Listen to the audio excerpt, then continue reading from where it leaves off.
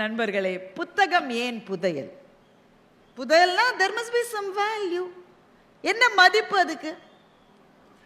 ஒரு வார்த்தை, ஒரு வாசகம், ஒரு கவிதை, ஒரு கதை, ஒரு நூல், இது எதுவுமே ஒருவரினுடைய வாழ்க்கைக்கு புதையலாக முடியும்.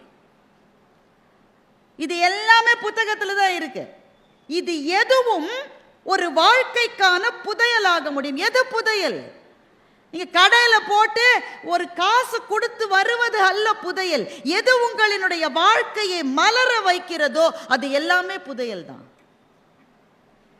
பெரும் பணக்காரர்கள் கூட எதையோ தேடிக்கொண்டிருக்கிறார்கள். ஏதோ ஒரு நிம்மதியை, ஏதோ ஒரு சந்தோஷத்தை.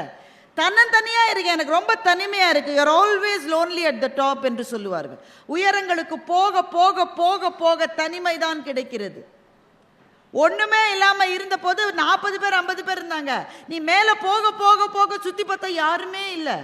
அப்படியே 2-3 பேர் நின்னாலும் இவன் நம்மளை கொன்னுடுவானோன்னு பயமாவே இருக்கு எப்பவும்.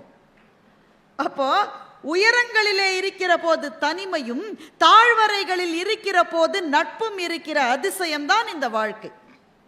அப்ப இந்த வாழ்க்கையிலே புதையல் எது?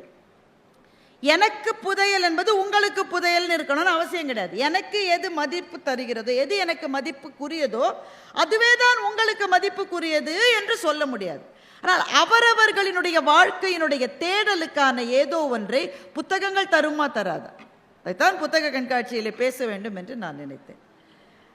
வேகமாக யோசிப்போனா சில பேருக்கு ஒரு வார்த்தையிலிருந்தே ஒரு வாழ்க்கை மலர்ந்திருக்கிறது.